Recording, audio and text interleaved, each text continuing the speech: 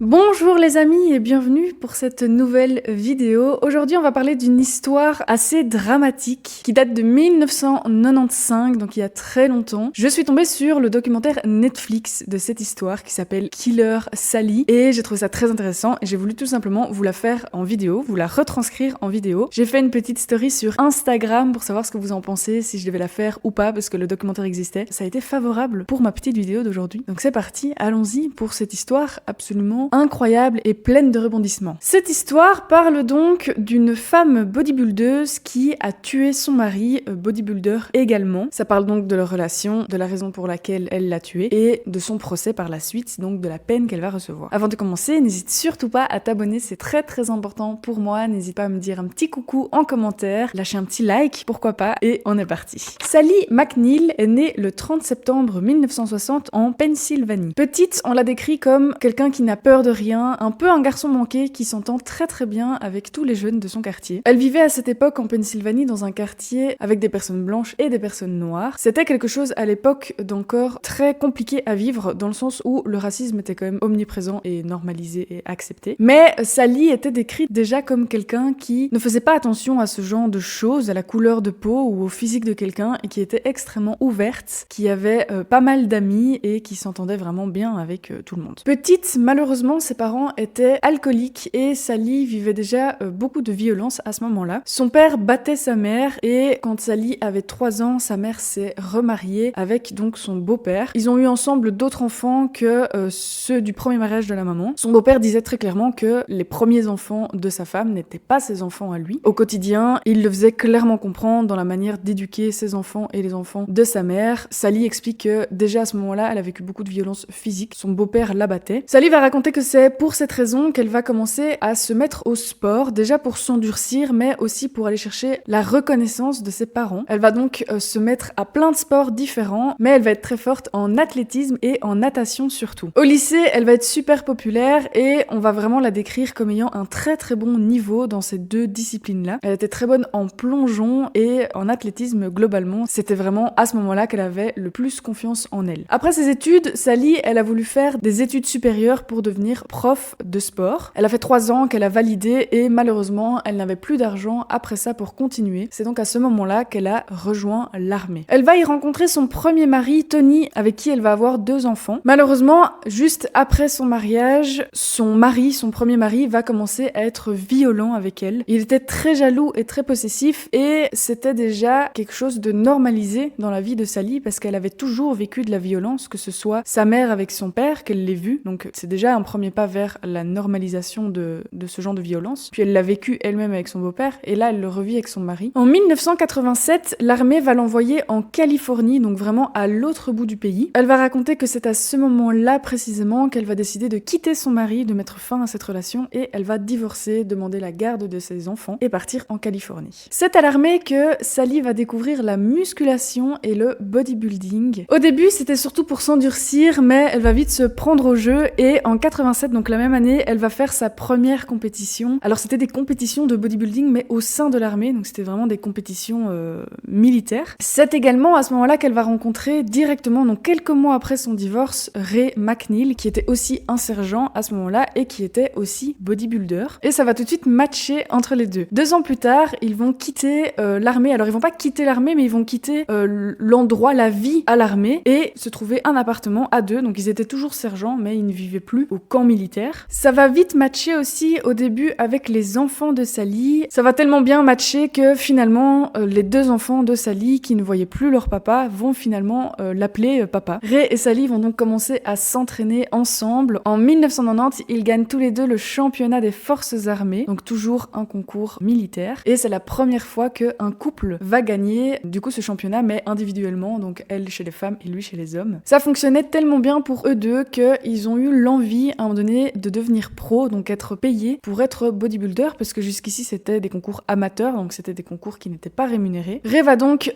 quitter l'armée à ce moment-là pour devenir pro. Ça fonctionnait pas mal pour lui, il gagnait quand même beaucoup de compétitions. Sally, elle est restée à l'armée parce qu'elle explique que déjà ce monde-là féminin était beaucoup moins développé, qu'il y avait beaucoup moins d'argent à la clé aussi, parce que ça générait moins d'argent forcément. Les gens regardaient moins ce genre de concours, parce qu'à cette époque-là en plus c'était pas, les femmes n'étaient pas musclées comme maintenant, c'était moins impressionnant, disons. Et surtout qu'il fallait que quelqu'un paye le loyer, que quelqu'un paye la vie des 4, parce que quand même c'était une famille de 4 personnes. Et donc Sally est restée à l'armée et elle travaillait notamment dans les cuisines de l'armée pour subvenir du coup financièrement à leur famille. C'est à ce moment-là que les deux ont commencé à prendre des stéroïdes. Donc d'abord c'était Ray qui a commencé à prendre ça pour devenir toujours plus gros, toujours plus puissant pendant les concours. Et Sally qui voyait les résultats sur Ray s'est dit qu'elle allait aussi se lancer. Donc ils ont commencé à prendre des stéroïdes tous les deux. Donc pour le petit rappel, des stéroïdes c'est en fait une forme de dopage, ce qui fait que tu vas développer ta masse musculaire beaucoup plus fort. Sally raconte déjà qu'à ce moment-là elle était vraiment bleue de lui, qu'elle aurait tout fait pour lui et qu'elle le suivait un petit peu dans cette voie pour avoir le plus possible de la reconnaissance de son mari. Elle voulait qu'il soit fier d'elle tout simplement. Et je pense en toute honnêteté que si ils n'avaient pas été ensemble, je crois pas que Sally aurait pris des stéroïdes. À ce moment-là, ça a déjà commencé à dégénérer entre eux puisque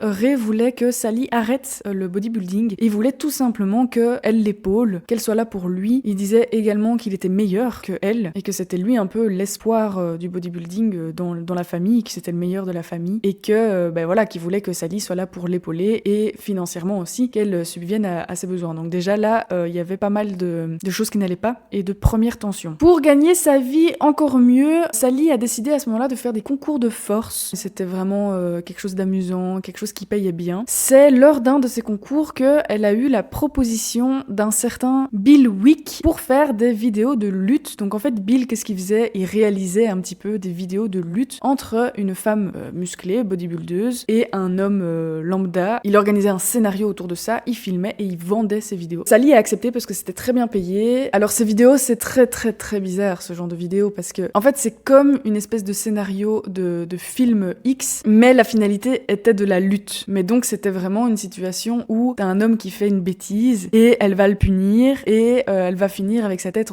entre ses deux cuisses qu'elle essaye d'écrabouiller, quoi. Vous voyez un peu le délire. Sally petit à petit a voulu prendre son indépendance, donc elle va commencer à réaliser des films toute seule de son côté et elle va commencer aussi à avoir beaucoup de demandes d'hommes qui voulaient avoir des séances de lutte chez eux ou à l'hôtel en one-on-one pendant 1 heure. Elle était payée jusqu'à $300 pour faire ça et donc ils se retrouvaient dans une chambre et ils se battaient. Donc elle avait toujours des petites tenues, des espèces de maillots string et elle finissait toujours avec des prises genre la tête du mec entre ses jambes qu'elle essaye d'écrabouiller ou... Moi je trouve ça quand même très très sexuel. Alors elle racontait qu'il n'y avait pas d'acte sexuel à la finalité de cette lutte et que juste les hommes étaient satisfaits de cette manière. Ray, ça le dérangeait pas à ce moment-là parce que il raconte que tout simplement il avait besoin de thunes et que ça payait bien et que c'était grâce à Sally en fait qu'il pouvait aller s'acheter ses stéroïdes. Donc on voit déjà l'ambiance assez spéciale. Alors si ça avait été juste des activités spéciales, bon voilà, chacun son truc, aucun jugement. Mais là c'est clair que Ray se mettait en avant et d'un autre côté c'est très bizarre parce qu'il se mettait en avant mais d'un autre côté il avait besoin de Sally pour vivre. Ce qui est quand même assez inhabituel pour l'époque et ça devait mettre beaucoup de charge mentale sur Sally. Et comme elle était folle dingue de ce mec, elle faisait tout pour lui. Sally raconte même que en l'an 1993, elle a dépensé près de $24,000 simplement pour Ray, pour les compétitions, en fait tout ce qui payait les compétitions de Ray, donc les stéroïdes entre autres, etc. etc. Donc c'est vrai que elle avait à mon avis beaucoup de charges déjà sur ses épaules. Alors Sally, un petit détail aussi qui va être important pour la suite de cette vidéo, Sally pendant ces vidéos, elle prenait beaucoup de rôles. En fait elle avait souvent ce rôle de je vais te dominer, je vais t'éclater la gueule un peu. En plus c'était une ancienne militaire donc elle avait un peu ce truc de à la dure, je suis un peu brutale quoi. Donc ça c'était vraiment pour son rôle d'acteur en fait dans ses films. À ce moment-là, Ray en fait était de plus en plus nerveux et c'est quelque chose qui est hyper fort lié aux stéroïdes forcément. Quand on se dope, les hormones sont en folie, clairement ça rend les individus plus violents, plus nerveux, etc. etc. L'entourage de Ray va expliquer que parfois il était très lunaire, qu'il pouvait être très doux, très sympathique, mais qu'il fallait quand même faire attention à ce qu'on lui disait et à la manière dont on lui parlait. Sally va expliquer qu'il avait quand même pas mal de démons du passé, notamment le fait que sa mère l'a abandonné quand il avait 2 semaines, que c'est sa tante qui l'a adopté par la suite, qu'il était très très pauvre, qu'il a vécu des agressions sexuelles quand il était plus jeune, ce qui fait que voilà, il avait déjà ses problèmes, ses traumas d'enfance, et en plus de ça,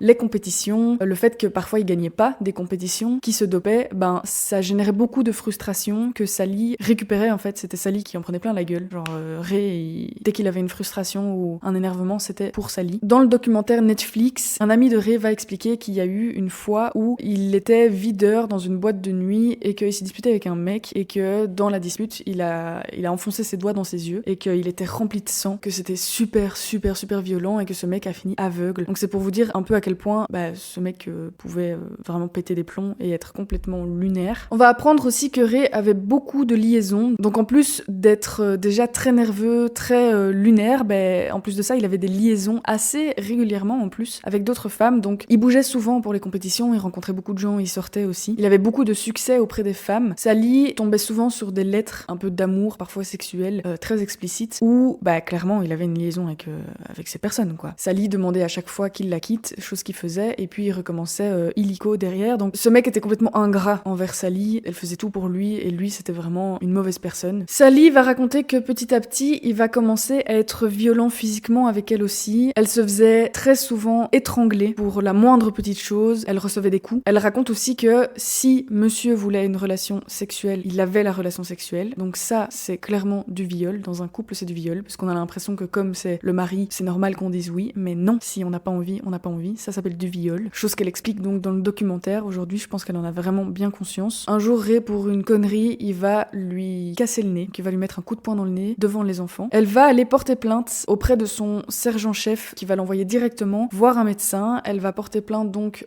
à la police et Ray va être arrêté, mis en garde à vue. Il va être relâché assez rapidement. Il va rentrer furieux et tabasser Sally pour qu'elle abandonne ses plaintes. Chose qu'elle va faire. Son sergent-chef va être furieux après ça. Il va vraiment pas comprendre pourquoi Sally a abandonné toutes ses charges. Ray était aussi violent avec les enfants de Sally. Donc à chaque fois qu'il faisait une bêtise, ou même pas une bêtise, à chaque fois qu'il y avait quelque chose qui lui plaisait pas, il punissait les enfants de Sally avec des coups de ceinture dans le petit cagibi à l'arrière du salon. Donc vraiment, apparemment, c'était horrible l'ambiance à la maison et les trois étaient un peu apeurés de Ray. Sally raconte que plus le temps passait, plus il prenait des stéroïdes, plus il était hyper violent avec Sally et que ça devenait un monstre en fait, clairement. Elle était toujours bleue de lui, elle pensait que ça allait s'arranger et voilà, les syndromes d'une femme battue, donc beaucoup de culpabilité, à se dire que parfois elle le méritait, à se dire que ça irait mieux, que quand il allait bien, il était super chouette, etc.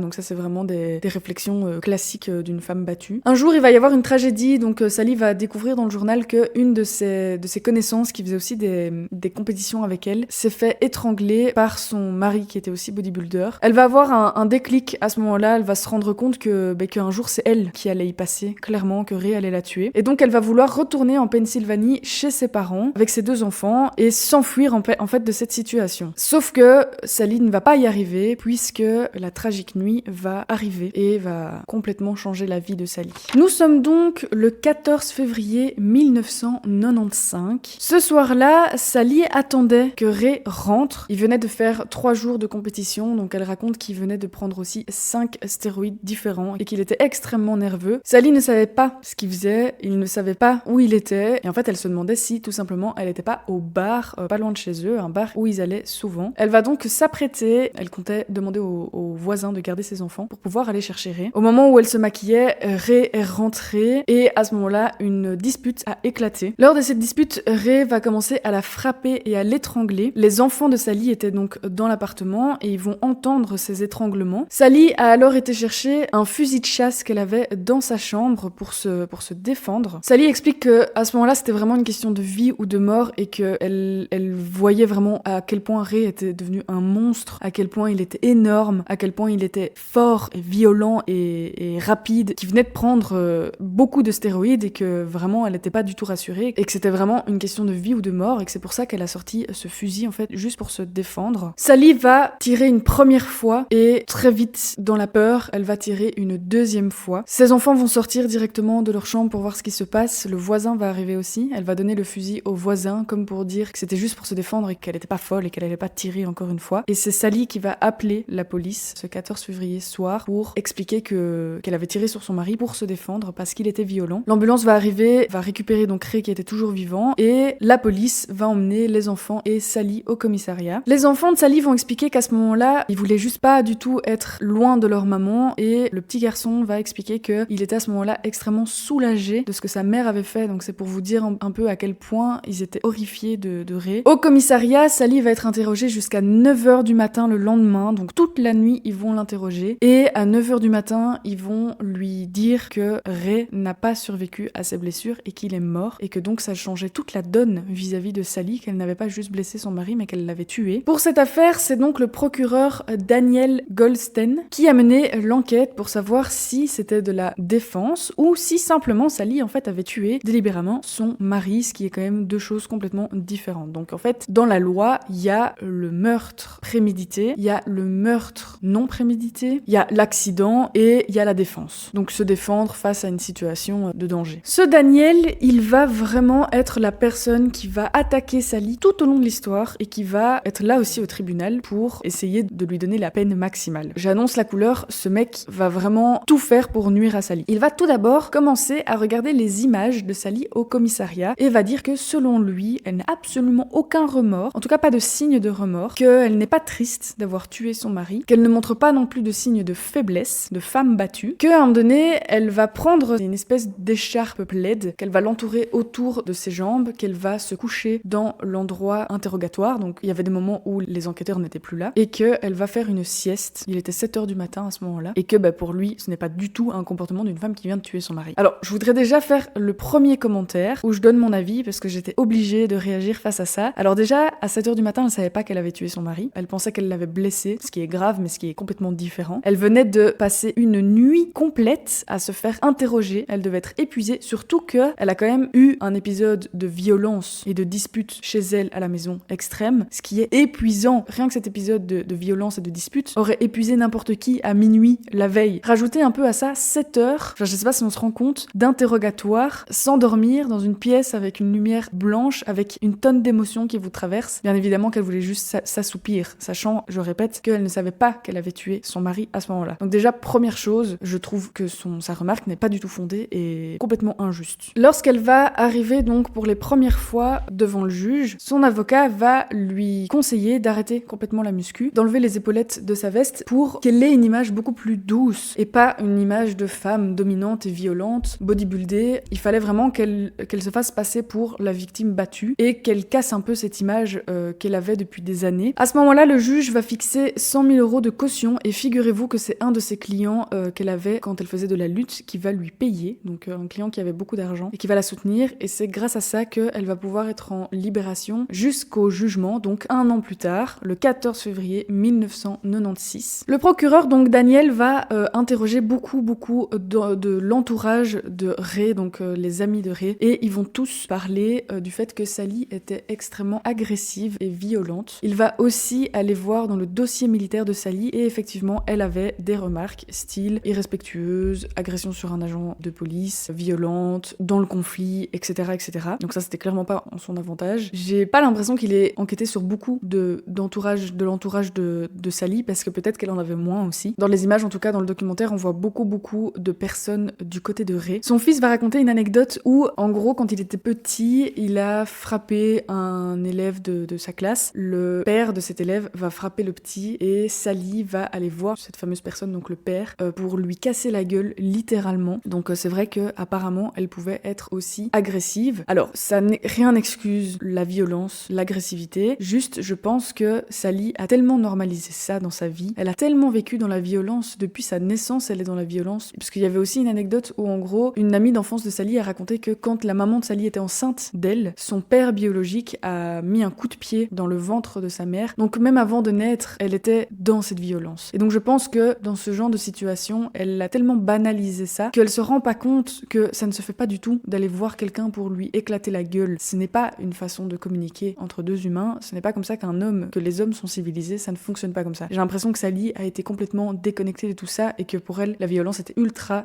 banalisée. Et donc effectivement, elle paraissait très agressive, très conflictuelle. On va en savoir un petit peu plus sur les fameuses liaisons. Apparemment, il était avec quelqu'un qui s'appelait Marianne depuis quelques années et c'était très sérieux. Il avait expliqué à son ami, je ne sais plus comment il s'appelait, on va l'appeler Georges. Il avait expliqué à Georges qu'il voulait quitter Sally et Georges lui avait dit qu'il ne fallait pas qu'il le fasse parce qu'elle avait une arme à la maison et qu'il avait peur du comportement qui pouvait devenir agressif de Sally. Et en fait, ce qui s'est probablement passé, c'est que Sally savait que le 14 février, le soir du drame, Ray était avec cette Marianne. Et il y a une des théories, c'est de dire qu'elle a pété un plomb en fait parce qu'elle savait qu'il était avec Marianne et qu'elle a voulu du coup en finir avec Ray et le tuer. Et donc le procureur pense que c'était un meurtre prémédité et va vouloir cette peine-là pour Sally. Donc prémédité, c'est perpétuité, voire voire peine de mort, ça dépend les États aux États-Unis, mais c'est trash quoi. C'est aussi quelque chose avec laquelle je ne suis pas d'accord, une théorie avec laquelle je ne suis pas d'accord parce que le fameux George était chez eux ce soir, le 14 février. Quand Sally cherchait Ray, George était là et à un moment donné, George a dit à Sally qu'il allait se chercher à manger. Sally n'a pas voulu qu'il parte, elle lui a demandé de rester. George est quand même parti et elle l'a supplié de revenir directement après. Apparemment, George lui a dit mais enfin Sally, je comprends pas pourquoi t'es nerveuse, je vais juste chercher à manger, je reviens directement après, je te promets, etc. etc. Et il se fait qu'il est parti au moment où Ray est rentré, la dispute a éclaté, Sally a tiré sur Ray et quand George est revenu, en fait, il y avait les ambulances et la police, etc., etc. Et donc, s'il avait vraiment prémédité cette histoire, elle aurait jamais dit à George reste s'il te plaît. À mon avis, elle a demandé à George de rester parce que elle avait juste super peur de Ray et qu'elle savait que ça allait partir en cacahuète, qu'elle savait qu'il était pas là et que du coup, ils allaient se disputer à ce propos. J'en sais rien et elle savait que quand George était là, tout était plus calme. Enfin, c'est à mon avis ça qui s'est passé. Si c'était prémédité, elle aurait évidemment tout fait pour que George parte ce soir-là. Cette théorie ne tient pas non plus. Donc un an plus tard, comme je vous ai dit, le 14 février 1996, Sally va être jugée. Alors ce qui se passe en fait, ce qui s'est passé pendant ce procès, il s'est passé beaucoup de choses pendant ce procès. Donc il va y avoir deux choses. Donc la défense de Sally, c'était de dire que c'était une femme battue et que c'était de la légitime défense. De ce côté-là, c'est plutôt clair. De l'autre côté, donc ce qui était en défaveur de Sally, c'était d'abord l'image qu'elle avait. Il faut savoir que pendant cette année-là, les médias parlaient énormément de Sally et ils parlaient d'elle en mode femme bodybuildeuse, super violente, des muscles partout. Et en fait, les médias ne se sont pas du tout intéressés à Sally, la personne qu'elle était, mais à l'image qu'elle renvoyait. Ce qui a fait que dans l'idée du grand public, Sally était une personne dominante, violente, brutale, etc., etc. Donc déjà, ça, il faut bien le comprendre. Elle était ancienne militaire, elle était bodybuildeuse, elle était lutteuse. Clairement, c'était pas du tout en sa faveur. Et donc, une fois arrivé au procès, c'est un peu là-dessus que le procureur Daniel va jouer. Pour lui, cette femme n'est pas du tout une femme battue. Pour lui, c'est vraiment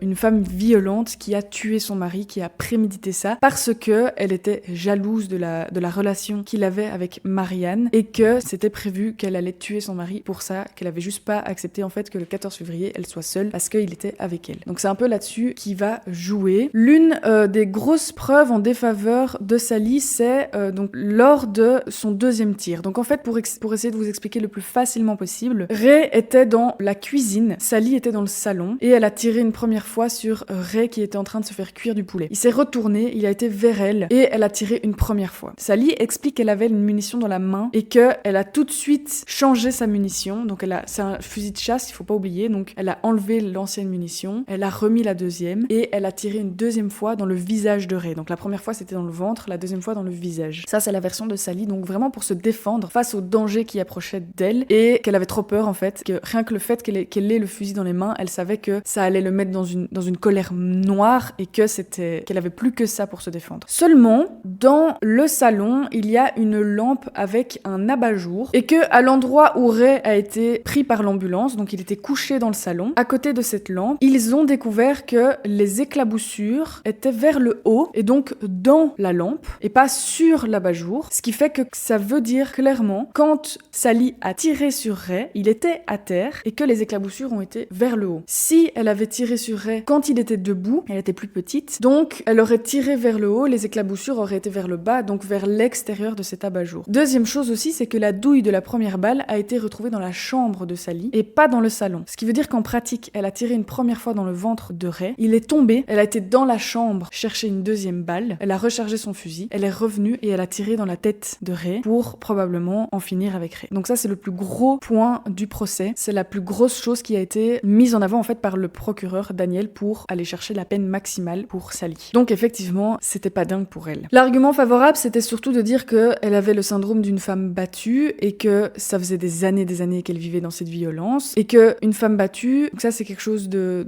scientifique, va développer des troubles de stress post-traumatique. Donc c'est la même chose que quand on fait la guerre. Bah, c'est tellement violent, c'est tellement stressant que il y a un stress post-traumatique qui est développé et que donc ça va un petit peu forcément dicter les actes de Sally qui, à mon avis, ce soir-là, s'est sentie tellement en danger qu'elle a fini par tuer son mari. Alors majoritairement, c'est malheureux, mais dans ce genre de situation où quelqu'un a la force de partir, où la femme se fait tuer, où l'homme se fait tuer, ça c'est plus rare. Et c'est ce qui s'est passé avec Sally. Elle a pété un plomb et elle a tué Ray parce qu'elle se sentait en danger. Pendant le procès, Sally a eu une extrême mauvaise idée. Elle a voulu témoigner à la barre pour son propre procès. procès, chose qui n'est pas hyper courant. Et là, elle s'est fait démonter, ça a été un peu la fin pour elle à ce moment-là, parce que quand elle a été à la barre, donc Daniel, le fameux Daniel le procureur, a posé donc toutes les questions pour défendre Ray. Et en fait, il faut savoir que à ce moment-là, il lui posait des questions, elle devait répondre par oui ou par non, et elle avait promis de dire toute la vérité, rien que la vérité. Quand Sally est arrivée à la barre, le procureur a posé des questions. Je vais vous donner quelques exemples de questions pour que vous compreniez bien dans quel bourbier elle s'est mis et à quel point en fait il a complètement manipulé la séance, je sais pas comment on dit, l'audience, enfin le moment là où elle se faisait juger.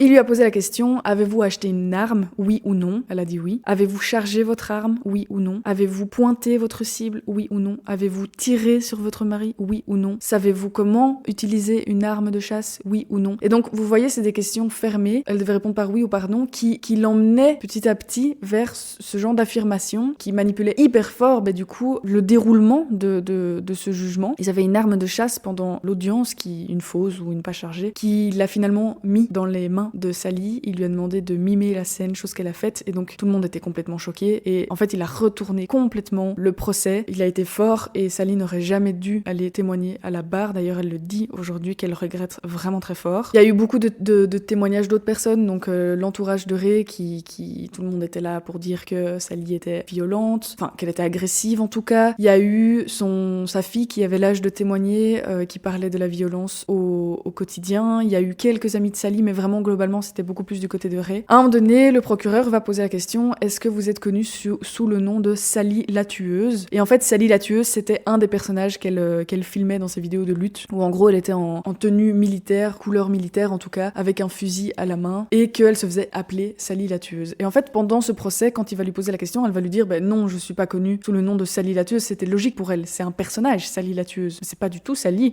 c'est pas le vrai personnage au quotidien, elle se fait pas appeler comme ça. Et elle va répondre non. Et en fait, à ce moment-là, le Daniel va afficher une super grande affiche avec Sally la tueuse, avec une image de Sally toute musclée avec une arme, qui en fait c'était une affiche pour promouvoir, pour qu'elle vende ses vidéos de lutte. Et là, ça va vraiment être le coup final pour Sally. L'avocat va raconter que à ce moment-là, il était désespéré, quoi, parce que qu'est-ce que tu veux rajouter en fait à ça? En fait, c'est tout son passé qui lui a vraiment porté préjudice. C'est tout ce qu'elle paraissait dans la société. Il y a eu des vidéos où elle disait je vais te tuer, je vais te casser la gueule, mais c'était des rôles dans ces trucs de lutte en fait. Et le fait qu'elle ait fait de la lutte bodybuildeuse, militaire, et qu'elle était un peu brutale, qu'elle était un peu bouffe, quoi. Vous voyez ce que je veux dire? En fait, ça l'a fait passer pour tout sauf une femme battue. Sauf qu'il faut bien se dire que Sally, elle faisait 1m59, elle était ultra baraquée et elle aurait mis KO n'importe quel homme. On est complètement d'accord. D'ailleurs, c'est ce qu'elle faisait dans ses vidéos de lutte. Mais Ray, c'était un monstre. C'était une armoire à glace. Il était complètement dopé comme jamais. Il était énorme. Il faisait les concours pour être Mister Olympia, donc c'est pour vous dire. Et donc en fait, oui, Sally était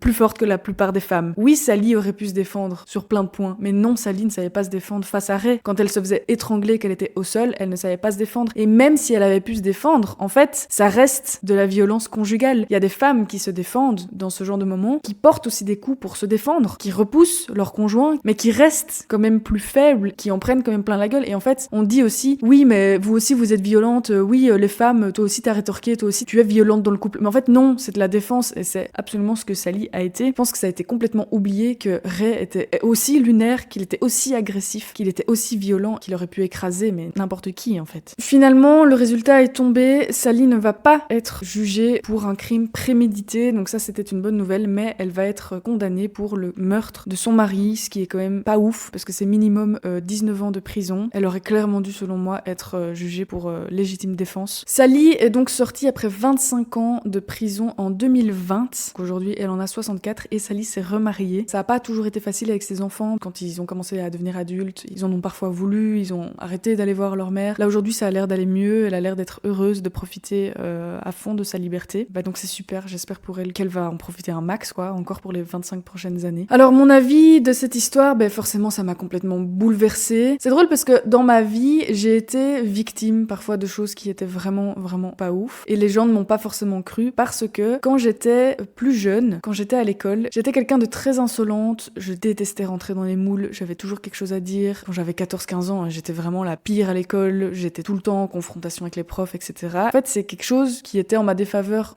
ce que j'avais pu être dans le passé. Et c'est fou parce que je l'ai vraiment ressenti avec Sally. Un des trucs en sa défaveur, faveur, c'est par exemple son dossier militaire où elle avait fait agression face à un agent, qu'elle avait été agressive, etc. J'ai un casier judiciaire, je me suis fait frapper dessus par 3 flics. Ça m'arrive tout le temps d'être en confrontation avec les flics. Combien d'amendes j'ai pas payé parce que juste j'ouvrais ma gueule et qu'ils acceptaient pas ça. J'ai été très fortement agressive quand j'étais jeune à l'école. J'ai jamais frappé quelqu'un, j'ai jamais insulté quelqu'un, mais quand il y avait quelque chose que je supportais pas, je le disais parce que moi l'injustice, ça m'a toujours bouffé. Mais du coup, ça ne fait pas de moi quelqu'un aujourd'hui pas légitime. Je pourrais très bien être une femme battue aujourd'hui, je pourrais très bien un jour péter un plomb parce que juste, en fait, ça fait 10 ans qu'il me bat et qu'il bat mes gosses.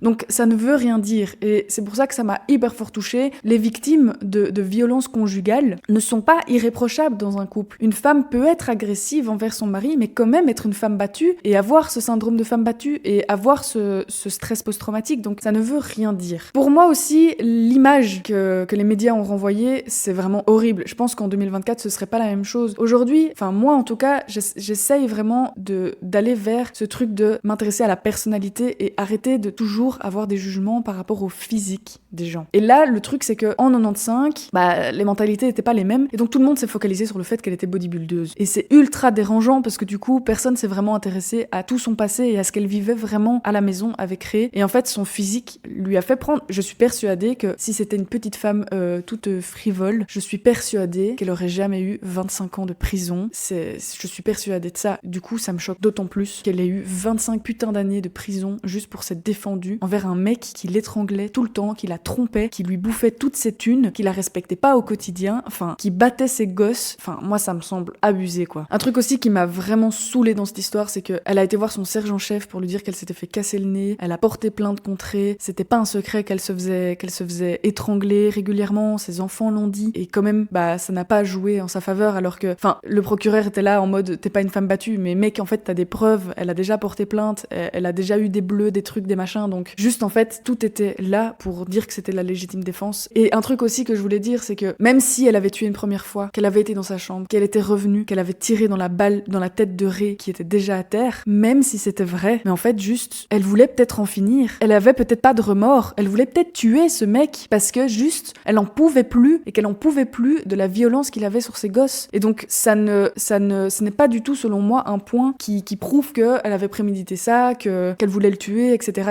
Rien à voir. Si ça tombe juste, en fait, c'était trop. Et elle est rentrée dans un truc de juste, c'est trop et il faut que j'en finisse avec ce mec parce que sinon c'est lui qui va me tuer. Et elle a pris peur et elle a tiré dans sa tête, quoi, pour en finir. Et donc pour moi, elle aurait dû avoir une peine beaucoup plus petite. Ça aurait dû être de la légitime défense. Elle aurait dû se faire suivre psychologiquement parce qu'elle a été détruite pendant des années. Mais elle aurait sûrement pas dû rester 25 ans dans cette prison, louper toutes les années de ses enfants, louper les diplômes, louper les naissances de leurs enfants à eux, enfin horrible quoi. Donc voilà, c'était une vidéo un peu plus longue que d'habitude. Dites-moi un peu ce que vous en pensez, est-ce que vous connaissiez cette histoire, qu'est-ce que vous pensez de la peine qu'elle a eue. N'hésitez surtout pas à interagir avec ma vidéo, soyez encore une fois bienveillants s'il vous plaît, c'est important pour moi. N'hésitez pas aussi à me dire si ça vous a plu, c'est aussi important pour moi de manière à valoriser un petit peu mon travail, ça me fait quand même plaisir. Donc voilà, moi je vous laisse ici, je vous fais de très gros bisous et je vous dis à très bientôt pour une nouvelle histoire.